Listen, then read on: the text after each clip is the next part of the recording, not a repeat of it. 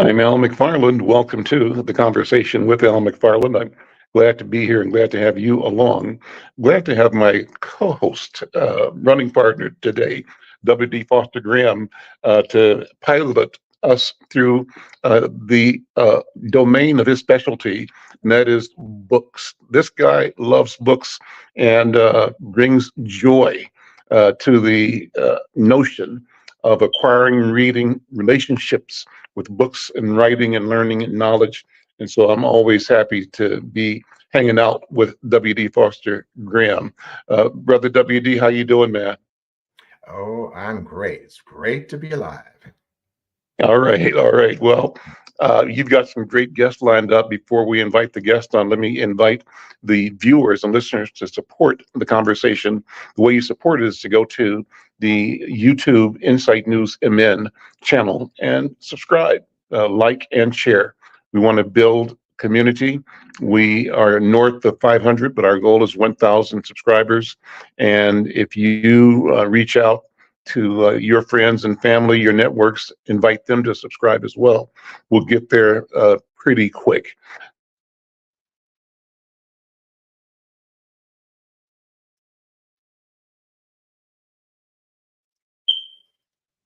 Uh,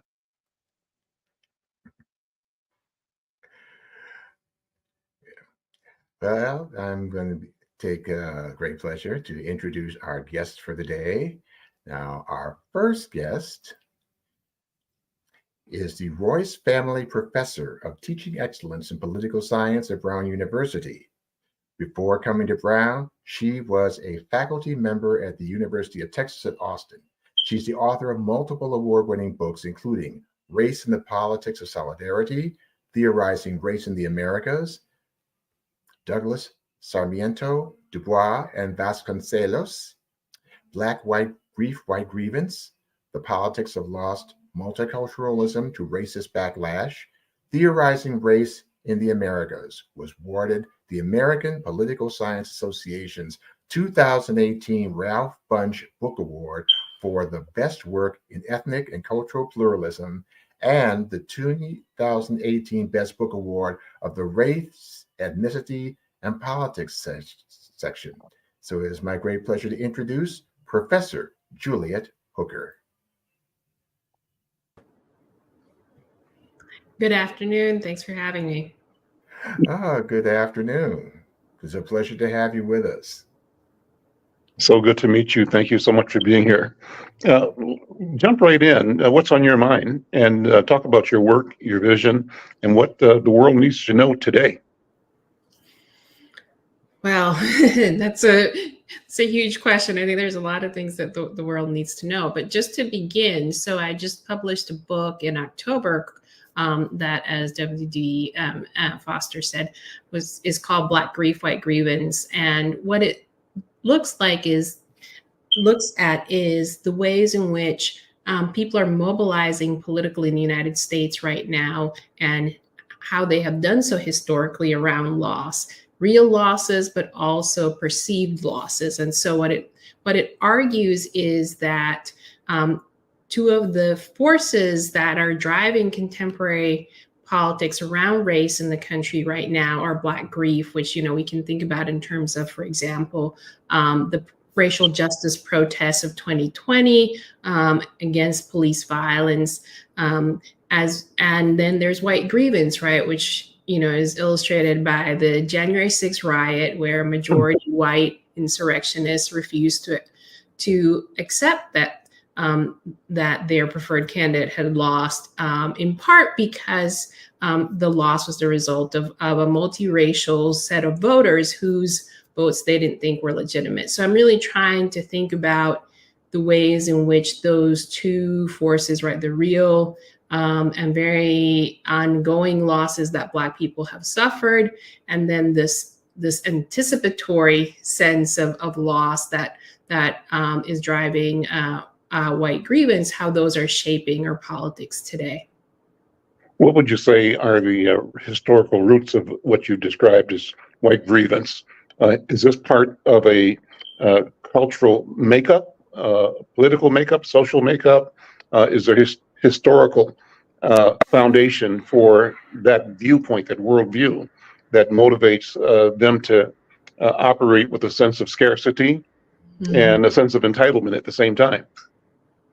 Absolutely. Yes. So, so the book goes back to the 19th century and it looks at various moments and, basically what I'm saying and what I'm arguing is that if we look at the history of the United States, anytime there has been racial progress or steps forward in terms of, fighting racism, there has been white backlash, right? This narrative of white victimhood, of white resentment has been mobilized to take back those gains, to undermine them. We saw this, after the Civil War with Reconstruction. We saw this in the 1960s and, which then quickly segued into mass incarceration, all of the things that we know. And so the argument is that because white supremacy has kind of insulated them from losing politically, right, as a group, that they haven't been accustomed to sharing in political rule with Black people, with people of color. And so there is the sense that any gain for another group is a loss for me, right? This kind of zero-sum mentality where any progress somehow detracts from their perception of their own position. WD, questions? How did you come up with the title of this of your book, Black Grief, White Grievance? Yeah, that's a really fun question. So I I started writing the book, and actually the first essay that I wrote that became a part of the book was after the Ferguson protests. And I was looking right at that kind of outpouring of grief, of anger, of pain, and the very militarized police response to that. And thinking about how this was another moment in the history of Black people protesting injustice that was really driven by Black people grieving, right, a loss in a way that we could connect back to earlier moments, such as, the funeral of Emmett Till, and then the impact that had on the civil rights movement. And so I started writing that. And then the 2016 campaign happened. And then, of course, we know all of the anti-immigrant, racist rhetoric that was being mobilized in the Trump campaign. And then I started to think about how, white grievance was also something that was mobilizing people in this very radical way.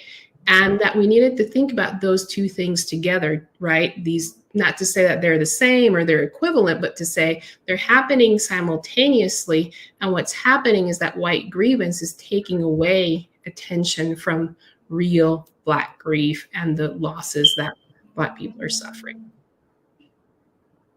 So I'll also ask you this. What would be, as you see it, in the connection between Black and white experiences of loss? Because we know they are vastly different. Absolutely. So in the book, I try to lay out what I mean by political loss in particular, which is what I'm concerned with, right? We all experience loss. We've all lost a loved one. We've lost a game. We've lost a, promotion at work. We all experience loss, but not all of those losses are political. And some losses are political very clearly, right? If a party loses an election. But other kinds of losses become political if they're the result of state action or inaction, right? So, so the state is complicit in, for example, violence, or it doesn't prevent something from happening because it didn't regulate an industry that leads to pollution, for example. So what I'm trying to lay out in the book is that what we see in the United States right now is that, there is a history of Black people having to accept losses and having to react and be political heroes in order to even get their losses recognized or seen. I mean, think about the huge protests that had to happen for people to even start to see this problem of police violence, right? And then on the other hand, there's this sense in which, white senses of displacement, of racial resentment can take center stage and displace those very real problems that Black people and people of color are facing. So white grievance, one of the things that I say in the book, is often motivated by these anticipatory losses, right? This sense that I'm about to be displaced, but of course it hasn't happened yet. And then this becomes this thing that requires this response right now. And it, and also, it's often these symbolic losses, right? So the people who were, for example, very motivated by the election of a Black president, which didn't necessarily change the structure of the United States, but was seen as this enormous shift and this way in which, white people had been displaced by having to have a Black president. I wonder what you think about how you frame the question of resilience in our culture, in our community, in the Black community, in this context. And what's coming to mind, Professor, is the struggle that has been persistent and one could say successful at many levels. What's not successful is the massive communication of the ongoing, indefatigable advances we make, even in small incremental places around the world throughout the culture. The difference is the narrative that guides the public mind. And what you've described to me in part is a white belief in a concept of who they are and what they are, and a system that maintains that idea, that falsehood in their mind, in their loss, sense of loss, is that whole notion of identity is being challenged in ways that it hasn't been before, with the clarity. And what we have now because of technology is the ability to offer and advance and hold up a counter narrative or a critique that they have to deal with in ways they didn't have to before. They were shielded by an apparatus of information that kept projecting Ozzie and Harriet and Leave It to Beaver and the Cleavers, right? And America and the world are safe and sound, and the enemy is the Russians, right? And that you don't need to worry about Black people because they're really happy, and ought to be glad we brought them out of the, lack of civil. There's a big narrative that was all tied together. All that is challenged now, and it's been challenged from the beginning. That they've operated a machinery that kept the public narrative one that conformed with and supported their illusion. The illusion is deadly for us. Has been. Is that too much? Is that in the direction that you're addressing?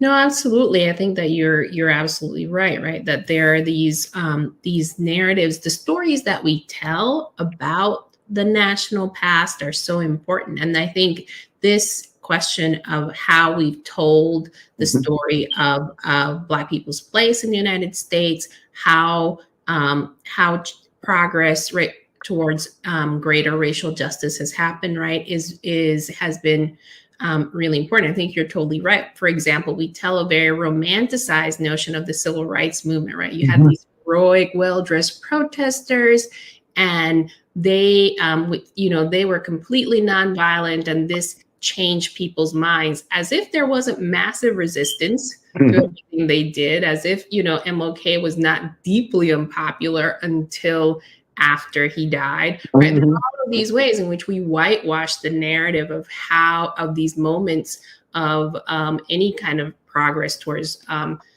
greater racial equality in the country. And I think that, this is why we're seeing all of these,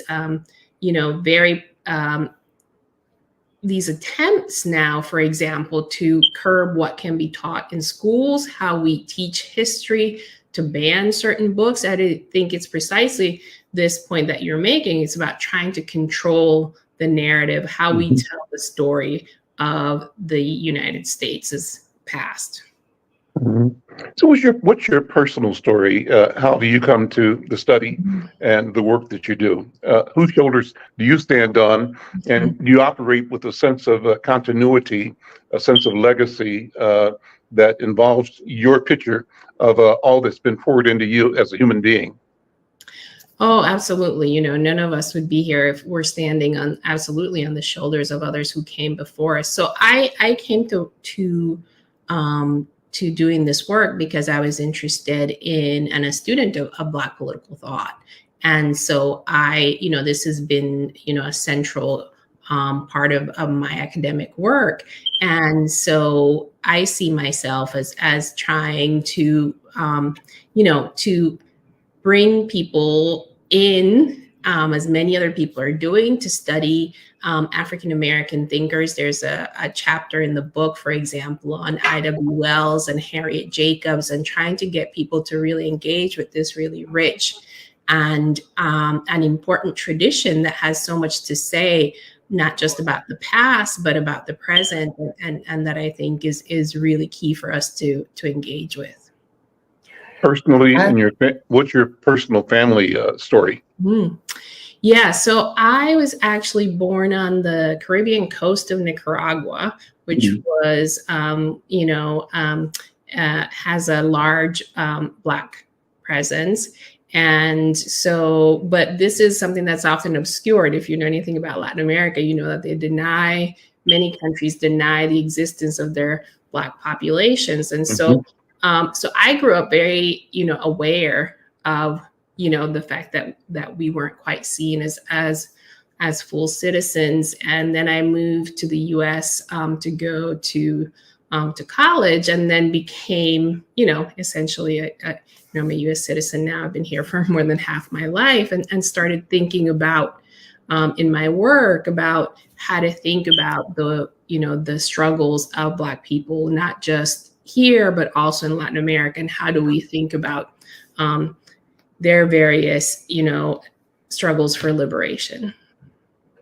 And how does that look to you now? I know that what we've done at my newspaper and our media company is try to create an awareness of our interconnectedness. We operate understanding that most of us in North America think that we're the center of the African diaspora outside of the continent itself, unaware that there are more of us in South America than there are here, that more of us ended up in South America than ended up here, and that there's this huge interplay, and we simply are not aware. And it means that, the teaching doesn't allow us to know it. That's what you just described in Nicaragua, where a society structures its ideation in a way that devalues, diminishes, or ignores the truth of our African origins, right, and our presence and the contributions we continue to make, both for ourselves and for humanity, for the country, et cetera, the community. So we have a piece in Inside News we call Afrodescendientes, and the idea is that we take one story, principally a story written by a former diplomat, Jesus Chucho Garcia, who reports from Venezuela. And he talks about the whole experience of Afrodescendientes. We started off doing this in Spanish and in English, and one of my team is now in Bahia. And so we added Portuguese because that really put us into the mother lode of African people in the West, in Bahia and Brazil. So we began printing this one article in English, Spanish, Portuguese. Then we added Yoruba. Then we added Swahili. Then we added Somali, because Minnesota, where we are, has a phenomenally large Somali community. And then we added French for the Haitian, French or Francophone Africans all over the world. So the idea is, how do we innovate on a very micro local level in a way that makes sense and it tells us that we are connected to our own people throughout the hemisphere and throughout the world. And I'm curious as to how you see the movement of consciousness emanating out of Central America, South America, in relation to what's happened in North America, and how all of that plays for the advancement of our people globally, from your point of view. Well, I think that what you're doing is wonderful, and I think that's exactly the kind of work that we need. When we look at the relationship between Black activists and Black movements in the U.S. and in Latin America, I think one of the things that we see is that people have been in conversation, going back all the way. In my second book, Theorizing Race in the Americas, I wrote about, African Americans who were moving to Central America in the 19th century, trying to escape slavery, prior to the Civil War, and seeing it as a space of Black freedom. And likewise, I think, there are all of these, records of exchanges between Black intellectuals, African Americans going to various countries, Afro-descendants from Latin America coming here, and taking inspiration from U.S. Struggles. And one of the things that you see is police violence, for example, is just as much, if not more, of a problem in Brazil. The highest rates of police violence in the world against particularly people in favelas.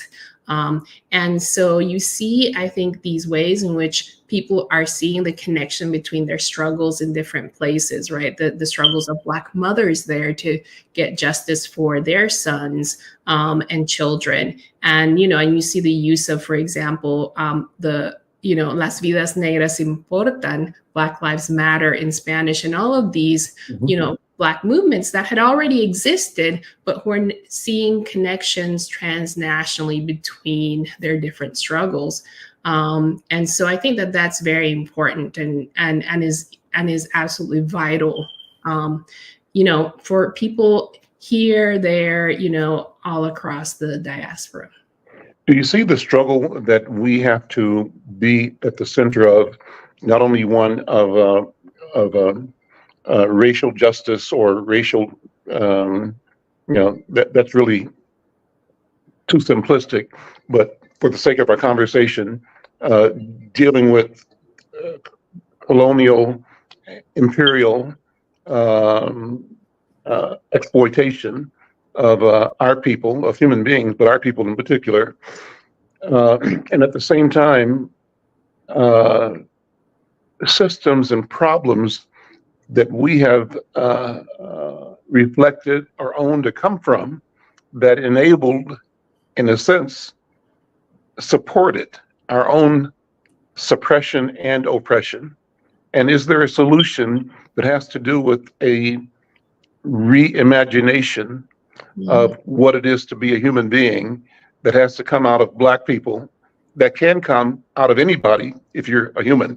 But what do we have to do as African people? I'm kind of rambling, but throwing it out there at you to take it wherever you want to go. Okay.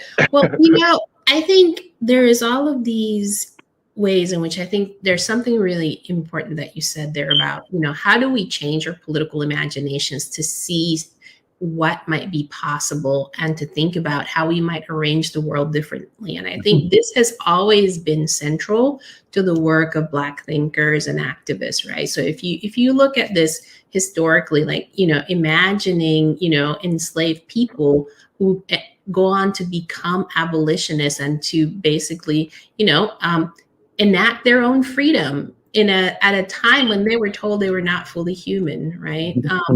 And today, the work of people who are, for example, abolitionist activists who are responding to all the problems with the criminal justice system and saying, we need to imagine a different way of thinking about policing, about safety, about how we think about what our communities should look like and what we should invest in. And I think that's another way in which we see people saying, how do we imagine things in a very different way from the structures that we have now that are not serving us? and let's not, you know, make the mistake, which I think we often make in national politics, where, you know, for example, when people talk about Trump or Trumpism, they'll say, oh, if we could just go back, right, to the way it was before, to following the rules. But it's like, US democracy wasn't actually working well for everyone. And if we simply say we just need to move past this, we're not really thinking about the deep problems that that we need to address, and that focusing on the, you know, the ways in which Black people have criticized the shortcomings of US democracy helps us to see that there's more work to be done. Where I was agree with headed. Go ahead, W. Go ahead. I agree on that. And so as you were sharing, I was thinking about the differences between being reactive and being responsive. And I was thinking about how are the ways that we can respond rather than react. And the second part of my question is there anything that surprised you in the response to your book? Yeah, I think that, thank you for that question. So absolutely. I think the task, you know, one of the things that I talk about in the conclusion of Black Grief, White Grievance is to say, you know, let's not think about repairing US democracy, right? But think about salvaging. And by that, I meant, you know, how do we take, right, the wreck and make something new from it, right? How do we really make something different that works for everyone? And I think the thing that has surprised me the most in a very pleasant way about the book is, you know, when I started writing this book, and it's this book about political loss, and I was like, oh, are people going to get it? But people have really, really responded, I think, to this idea that, yes, loss is something that people respond to politically. It mobilizes people, and grief, and that which we might not think of as something that's political, but as a kind of individual human experience, really does play a role in politics. So that's been one of the things that has been surprising in a really positive way. Are you writing in Spanish and in English? Are your books being published in Spanish as well as in English? Or are you focused English right now? So so far they have been published in English, but I am hoping that they will be translated. Okay, great. The direction that I was going in has to do with the notion of balance, and of looking at the system of patriarchy. And I wonder if you have thoughts about that in the context of your study, and in the context of what you said about our ability, our need to reimagine, to create something different. Beneath it, for me, is the idea that the earth and creation itself operates in a system of regeneration, and whether we want to or not, Mother Earth will regenerate and will live. It may be without us, unless we get wiser and figure out how to be in balance and in harmony. What are your thoughts? And the question about the role of women and men, the assignment of power between women and men in our culture, and in the culture that we have to create for the future. Yeah, that's a very good question. I mean, one of the traditions that I draw on in the book is definitely Black feminist writing and theory, and thinking about the ways in which you know, we have often depended on the labor of Black women, but not embraced them as leaders. You know, so if you think about the ways in which, you know, people will you know, we're saying, I don't know if you remember, there was a Vogue cover about, you know, will Stacey Abrams save US democracy, right? This way in which we turn to, I think, often the labor of Black women activists, but don't necessarily embrace their leadership. And thinking about, I think, you know, the amazing work that people like Mamie Till Mobley and others have done to really, you know, transform this country. And so I think it's absolutely important, I think, to to engage with Black feminism. I think it's one of the ways in which we can start to think differently about the who is doing the work that needs to be done in Black communities, and how do we honor the activists who are doing that work, and honor and foster their leadership, not just depend on their labor, but really embrace their leadership.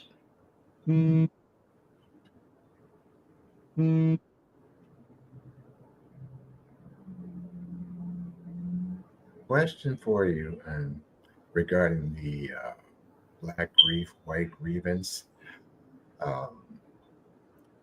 Could you just piggyback a little bit about what political loss means, I guess, in a broader spectrum? We talk about political loss in slavery, but also we're looking at what happened, say, when George Floyd was murdered. Mm-hmm. Yeah, so I definitely am thinking very much about the contemporary moment in the book, and one of the things that I think is really interesting about that moment in 2020, right, is that you had this enormous response, right? These massive protests, and they were multiracial but Black led, and thinking about the ways in which that I think is an example of some of the dynamics that I'm writing about in the book. So on the one hand, you had this mobilization, but that also is why we're in this moment of deep backlash, right? Because so many people were so, were so, were so critical, were so,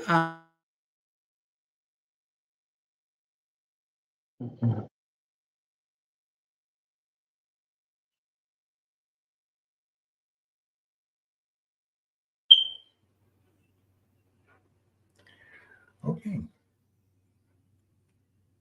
Is your camera frozen, WD? Mine isn't, but our professors. Okay, now she's back. Okay, bandwidth issues.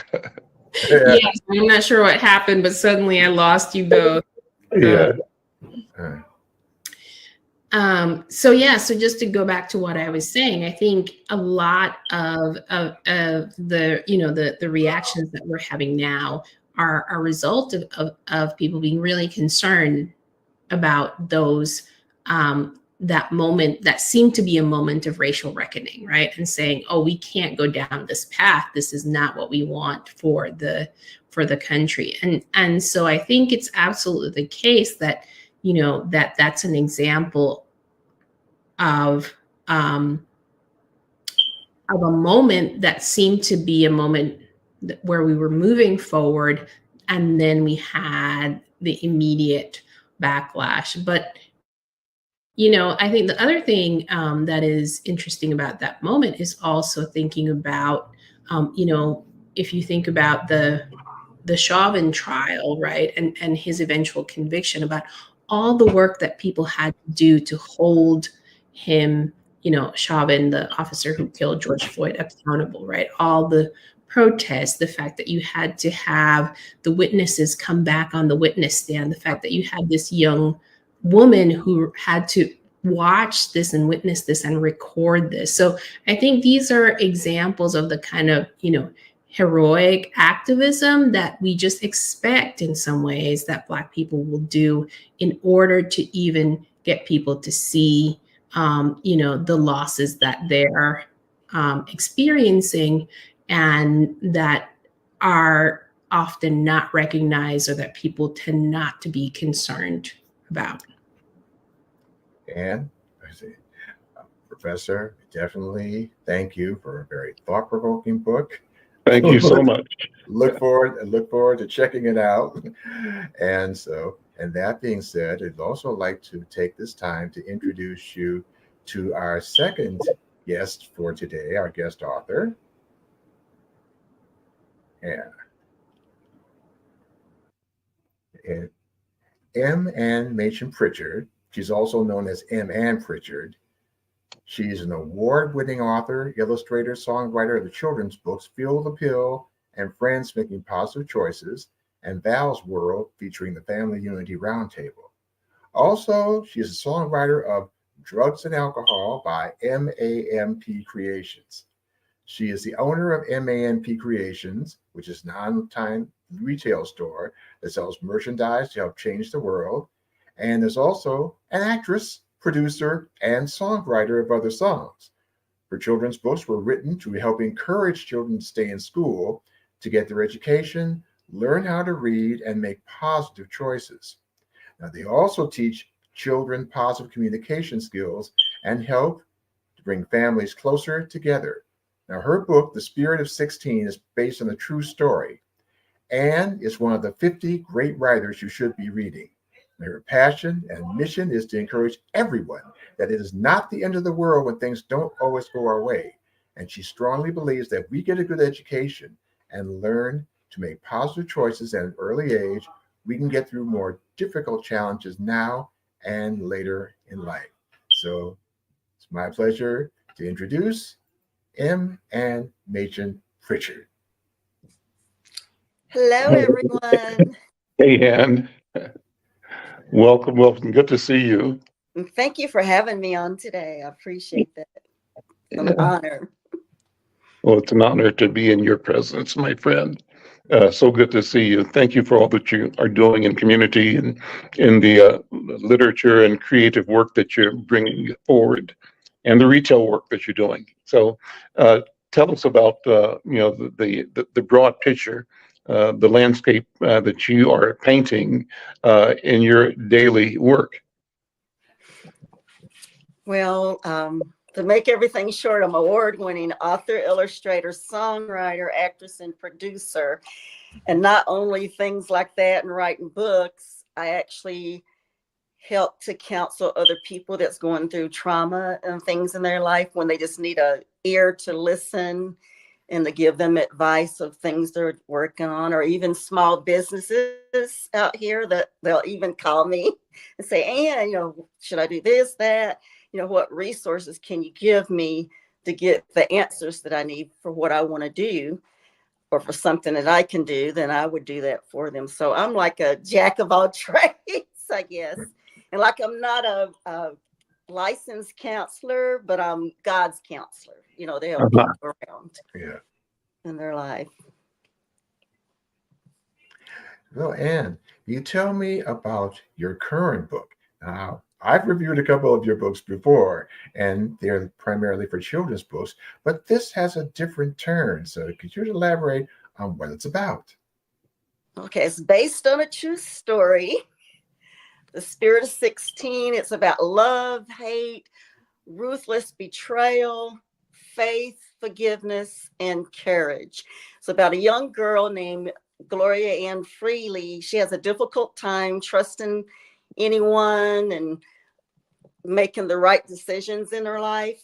But after she goes through many trials and tribulations, including being held against her will and among all other things, she finds strength and faith and forgiveness. And things can happen to anyone, anywhere in life, but the faith in God and forgiveness, you can do anything. And who did you write this book for? I wrote it to help others who have been, they have to be like age 14 and over, of course. Anyone that's been through trauma and they're looking for tools to help them overcome the trauma and gain their strength and courage to go on through their life. And they can use this book as a great tool to help them get through it, because they're not alone. I've been through a lot of trauma in my own life. I could be a Gloria Ann, and your next door neighbor could be a Gloria Ann. It's a great book, and I think it'll help a lot of people out here. You don't have to let what you've been through be your life. That is true. And so now, I also, one thing that struck me was you do talk about, you say, intimate partner violence and in toxic relationships. So far as what are some of the things that, so far as a woman or a man, for example, need to look at so far as red flags saying, hey, this is not going to work. Let me say, I'm not going to get into this. One of the important things when they tell you you can't do things with your friends or your family. Say, for instance, if you wanted to go hang out with your sister for the day or something, and that person, or the brother for the day, because it could be either or, and then they say, oh no, you need to stay home here. You know, I got this for you to do. They'll find excuses for you not to see the other people that you love. You can't just be with one person. Everybody needs everyone around them, their family, their friends. When they start moving you away from your family and friends, that's the number one big flag to me. And if they try to tell you that you're not good enough, or you can't do this, or you can't do that, they're just trying to control every single step, like even going through your phone to see who's called you, or even if you're on the phone in their presence and they'll say, who is that? They might think it's, someone else that you're talking to, like cheating on them or something. Just make up stuff is what a lot of them would do. I also was definitely inspired because he saw her growth in terms of her faith and her spiritual walk. So could you elaborate on that? Because Gloria Ann really could be anyone. Yeah, it can be anyone. And as she goes through her trials and tribulations, it was important to her to know that God loves her. And if she sticks with her faith and forgive people who's done things wrong to her, she knows that God's going to always have her back. Indeed. And take care of her and put her through anything. Yeah, which leads to my next question. Like the spirit of 16, I never heard of that before. But when you outlined it, share with our readers and our viewers what spirit of 16 is. What a spirit of 16 is Gloria Ann's rock and anchor that helps her get through her life.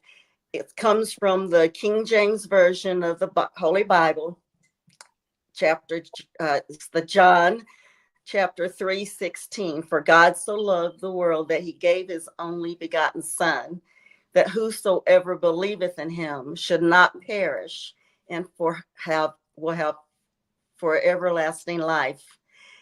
She believes that, if this happens, I got to get strong because God's going to keep me strong. He's going to get me through this. He's going to save me. That's what she keeps thinking. God's going to save me through this, so she kept getting stronger and stronger as the days went by. And in other words, knowing that God had her back. Oh, yeah. You always have to have somebody in your corner. And she depended on God every step of the way to give her the right advice and stuff that she was going through. Now, how long did it take you to finish The Spirit of 16? Took about 10 years. And the reason why it took so long, because 3 of those 10 years, I had an accident at home where I fell and I developed a really bad head concussion. And it took 3 years, believe it or not. Some concussion can take 2 or 3 weeks, but my doctor said mine was going to be 2 to 3 years. And it did take 2 to 3 years. I had to learn how to walk again. I had to learn how to talk again. I had over 6 months of all kinds of therapies you can think of. Physical therapy, occupational therapy, even a holistic therapy. They just couldn't figure out, why was my memory so bad? And then some of the doctors, unfortunately, even misdiagnosed me and said I had MCI, the mild cognitive impairment. They thought I was going to go into Alzheimer's. It was that bad. But by the grace of God, I was healed. And then my whole life, I was going through some trials and tribulations. So every time I would start writing a sentence or two, I'd have to put it down. I just couldn't deal with it because I wasn't healed myself yet from my trauma. So it was just harder and harder. And then finally, last November, I finally said, I have to get through this because a lot of people out here needs this book to help them gain their strength and be healed. So I was just determined I had to finally get it finished. Even though it took 10 years. Yeah, we never know. It happens when it happens. And that being Oh, said, yes. do you have an excerpt that you'd like to share with us? Oh, yes. Page 31, I believe. So whoever has the book, if you turn to page 31, you can follow along with me. I have to hold it up real close to me because I have my glasses on. It's chapter 2, Afraid. When I was in first grade, our school had built a very new large sliding board. It was so shiny and looked very slick, which meant you can go down really fast. Everyone was so excited and couldn't wait for their turn to try it out. When it was my turn to climb up the very tall steps to go up, I was hesitant. I was afraid of heights. And I was so nervous and didn't really want to turn. But the teacher and the other children pressured me to climb up and to not be so afraid. They assured me that this would be a fun thing to do during recess. And all I had to do was slide down the sliding board.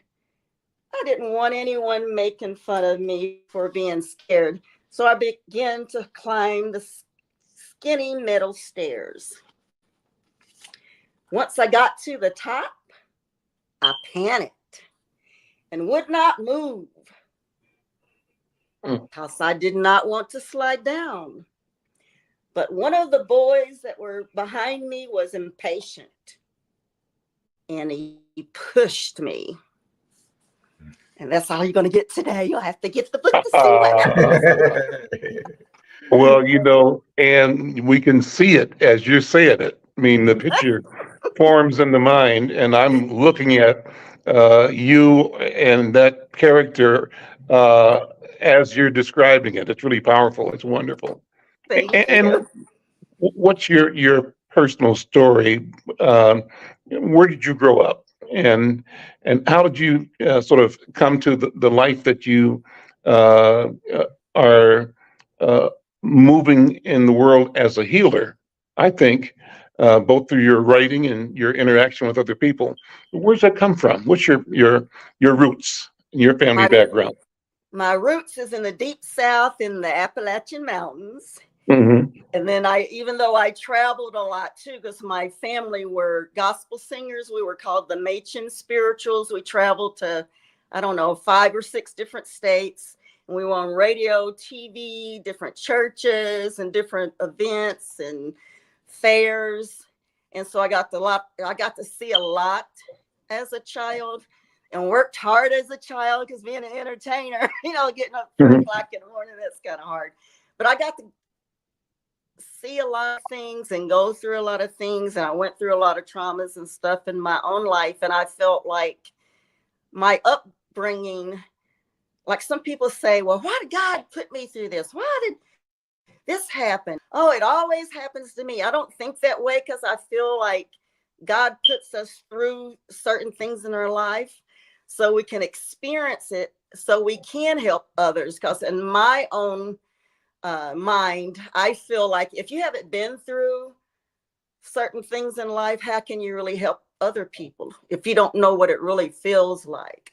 Mm-hmm. You can almost say almost anything that somebody's been through, and I can tell you what it feels like, pretty much. Mm-hmm. But I don't feel like it's a bad thing or anything or negative. I just gain strength through my faith and forgiveness.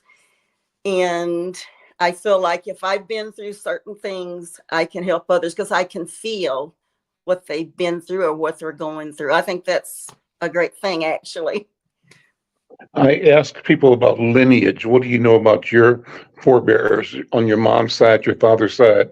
Do you walk around with a sense of who your grands were and who their grands were? Is that part of your everyday thought? I mean, it is part of mine. That's why I'm asking the question. I spend any moment thinking about, researching my DNA and reading the names of McFarlanes who were in Jamaica in 1834, and people in my family that I know were enslaved. For example, I have a photograph on the wall behind me here of a great grandmother that I actually met when I was a kid and didn't realize it, but she lived to be about 100 years old. She died in 59, meaning she was born in 59. And in Mississippi, in 59, that means you somebody's property. And so that means that's how close I am. Somebody I touched me, loved me, was actually the property of another human being when they were born. And I've learned who her parents were. So does that sense of lineage, of genealogy show up in your life, your experience, or what's your story on that? What my story is, I guess, is because I was never fortunate to really be around a grandparent. There are 16 kids in our family, and we did have grandparents, and I'm a middle child. Can you tell? I'm a middle child. But I never got to see but one of my grandmothers, and some of my friends and family said, oh, they can't believe that you even remember when you're a year old. But I remember just one grandma, my grandma, Audrey Machen, and she was peeling like apples in a pot at the couch. And she was trying to get me to learn how to walk. So I had to be just like, 12 months, 13, 14 months old. Yeah. And I love apples. Even today I did. And I just remember her saying, baby doll, if you want this apple, you're going to have to walk over here and get it. And I remember actually walking over there to get that little piece of apple. But I got back down on my floors and crawled back to my siblings. But I think anybody that can really experience having a grandma and being in a kitchen with her and have her teach you how to cook and do things like that. I've never experienced that. I had my mom to do it, since I learned how to cook since I was 9. But having a grandparent, I think that's the greatest thing that any child could ever experience. And I wish I would really had more than just the one day that I remember, but they all passed away.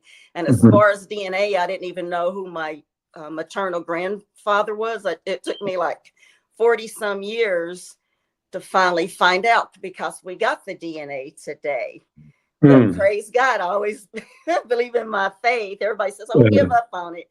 What happened was I just misspelled the last name. Because everybody always told me it was Box, like B-O-X or B-O-X-X, but it was Bokes, B-O-W-K-S, which is an unusual name. And I did look through the research, and it came from Europe. And I've got, in my DNA, I've got the whole world. I got African, 58% African, 40% European, and the last 2% is a little bit of Aztec, Native American, Chinese, Filipino. I'm someone of the whole world. Did you grow up in the Black culture or in the European culture? I grew up in the Black culture. And I think when they integrated the schools, I was in like 10 years old in 5th grade. So then that's when I had more of both, all cultures together. And it was difficult, of course, living down south. We all know those stories. But in my I think she pushed the button. There she's back. Lost you for a second there. In my own life, and I'll tell it in the public here, it makes me feel hurt sometimes, because I'm sorry, I get emotional, because some people treat me so different on all sides. I'm not Black enough for some people. And I'm not white enough for some people. And it gets very difficult because a lot of people don't even believe I'm Black, but I am. I'm 58% sub-Saharan African, so that is Black. But that's another story, I guess. Being to where you can feel like you are somebody and you are enough. Like one of my t-shirts on my mountcreations.com apparel shop, it does say, yes, I am enough. And you'd be surprised how many people really like that shirt, because they feel like, oh, maybe I'm not enough either. We should have brought some copies of your work and your art. Do you have copies of a book to show our viewers? I got No, we should have it posted, I think. Is that it? Yeah, we got it's it there. posted there too. Yeah, the Yeah, Spirit yeah. 16. And then All I right. also have the Phil the Pill and Friends Making Positive Choices, Okay. Val's World, featuring the Family Unity Roundtable. And I Uh-huh. also have the music of drugs and alcohol online too. So I do all Okay. kinds of things. And if you go to my IMDb page under M. Ann Pritchard, that's my actress name, then you can see all my movie stuff and producer and casting director stuff. Tell me about it. What things have you done in movies and film? Okay, this year I helped produce and act in 2 feature films that should be released next year in 2024. I mean, we might be doing another one pretty soon. And I was an extra in the BitCon movie. I don't have it in front of me here, but I watched it. If you look on my Facebook page, I'm holding, the DVD up. I've been in several short films like The Christmas You Don't Know, starring Tucker Smallwood, Christine Clayburgh, of course, me, Lila Ammons, Robert Stewart, Sonia Goins, a lot of people here in the Twin Cities. Then we did the Enigma Lake, starring Ava Justin. Everybody knows Ava Justin. She also has her own production company now, Ava Justin Productions. Gave you a little shout out, Ava and Judy.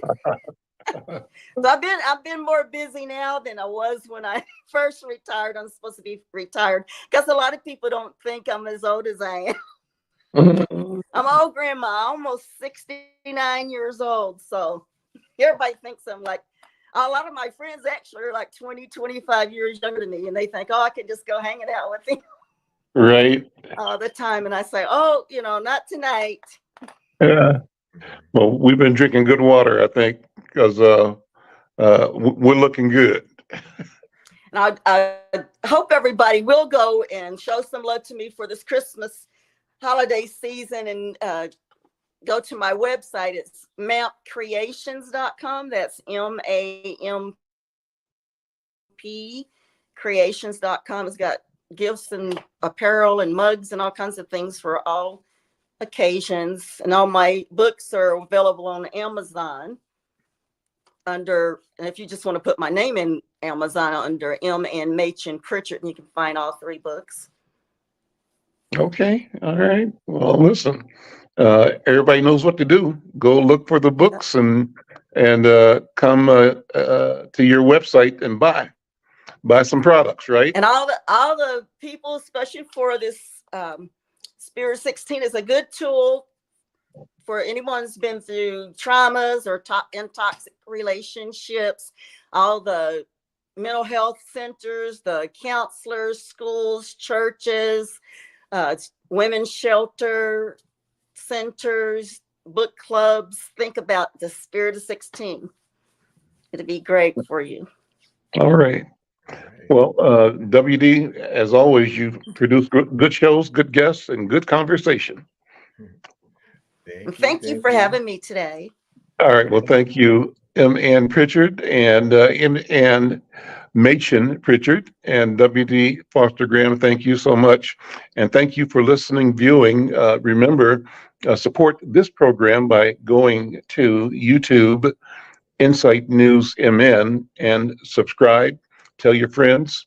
You can share this interview with people in your network just by going to that place at YouTube. Copy it and share it.